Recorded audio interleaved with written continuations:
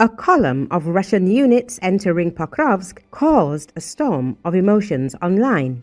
The video showed not modern armored vehicles, but a variety of civilian vehicles, such as old 1966 loaf cars, wrecked cars, sometimes with cut-off doors and bodies, as well as motorcycles. On the Telegram channel, Two Majors, the reaction from subscribers was extremely short and caustic. Where's the armata? Where's the kurganets? Why is it on a junk car? What kind of Mad Max is this? The channel's authors explain that this isn't a disgrace, but an adaptation to new realities. Drones have made a massive convoy offensive impossible. Different tactics are being used: infiltration, accumulation, and operations in 2s and 3s. As an example, a video was shown of a single Russian soldier being attacked by 7 Ukrainian drones, but he managed to fight them off. Doorless cars and convertibles aren't about aesthetics, but about safety. When attacked by drones, you have to jump out of the car in seconds. Drones are blinded in dense fog, and driving junk cars allows for faster progress, but such vehicles are considered consumables on the front lines.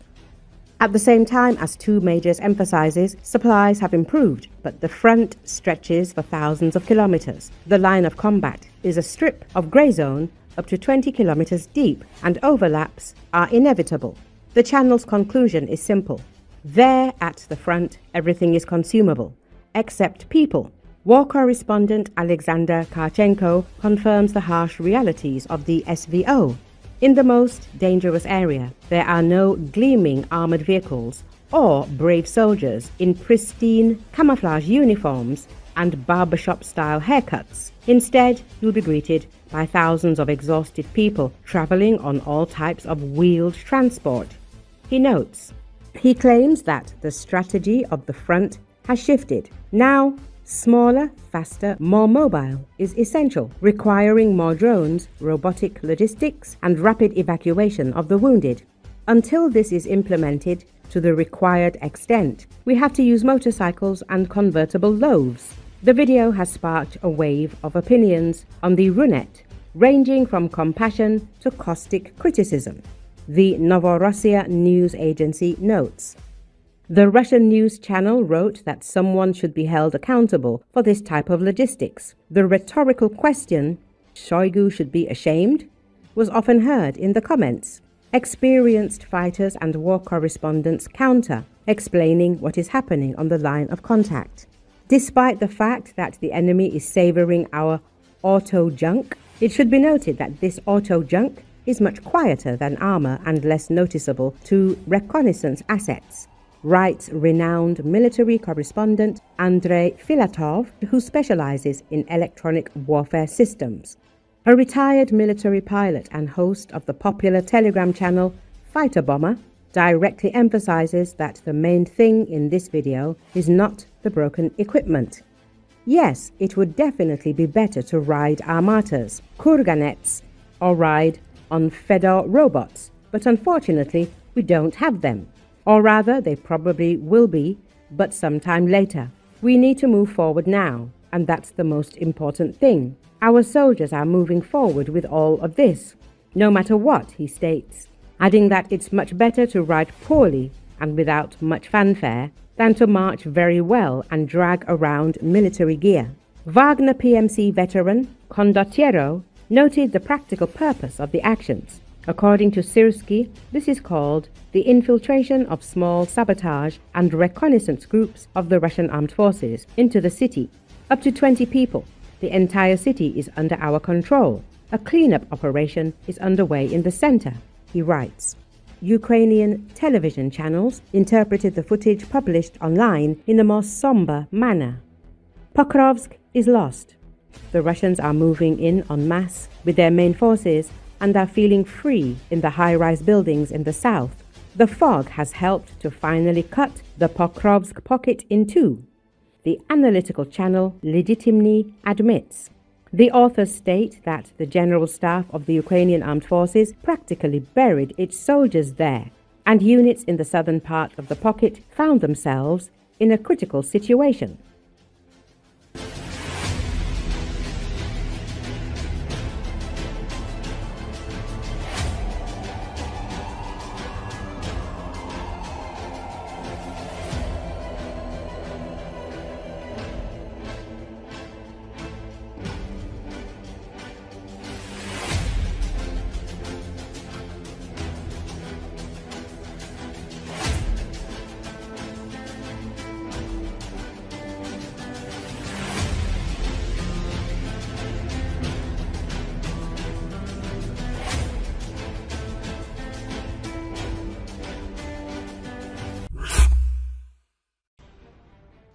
Ukrainian engineers are developing drones which can replicate the battlefield impact of the US-supplied HIMARS, or high-mobility artillery rocket systems, to hit Russian targets.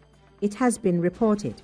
Ukrainska Pravda and its defense news affiliate, Oboronko, reported that Kiev is drawing on the mid-range unmanned aerial vehicles, UAVs, in response to Russia's countermeasures against HIMARS rockets, which renders them less effective.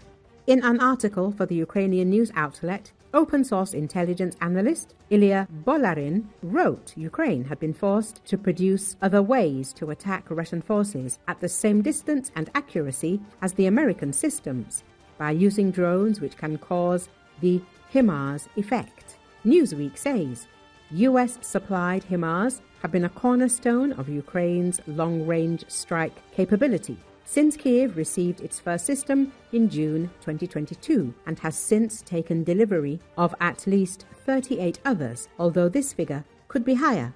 Mounted on trucks, the highly mobile systems can strike targets up to 80 miles away and have proved effective in hitting Russian logistical hubs, command posts, and ammunition depots.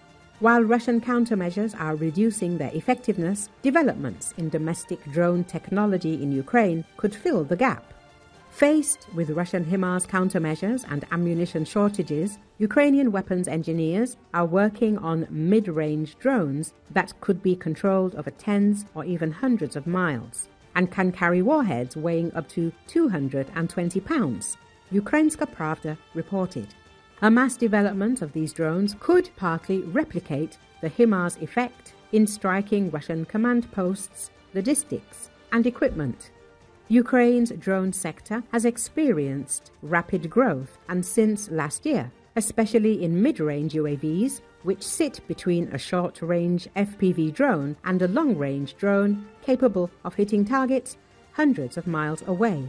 Furthermore, Ukrainian cruise missile Flamingo, now being produced by the company Firepoint, outperforms the American Tomahawk on some measures. It exceeds the Tomahawk in range and warhead size, The Independent reports.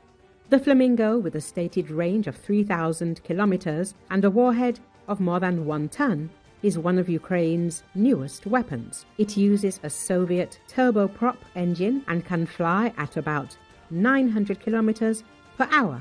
Although the missile combines old Soviet technology with modern developments, it costs roughly the same as the American Tomahawk. It nevertheless outperforms the Tomahawk on range and warhead weight, 3,000 kilometers versus 1,500 kilometers and 1,100 kilograms versus 500 kilograms. Another advantage is that these missiles are controlled exclusively by the Ukrainian armed forces. Allies cannot limit their use against targets deep inside Russia, as the US did with ATACMS and France and Britain did with Storm Shadow. In contrast, Kyiv can fire the Flamingo at any target it wants. It is not restricted by what Ukraine's allies say it can and cannot do when fighting Russia's invading forces. The Independent writes, Ukrainian President Volodymyr Zelensky said Ukraine now produces more than 60% of its long-range weapons domestically. Firepoint representatives say the missile may not meet some standards, but no one cares. When you have a gun being pointed towards your head, you don't think about standards. You think that this should be working. We didn't care that we met NATO standards. We only cared that our weapons would be effective on the front line, not on some paperwork. We could, as a result, make a very effective weapon, the chief technology officer of Firepoint said.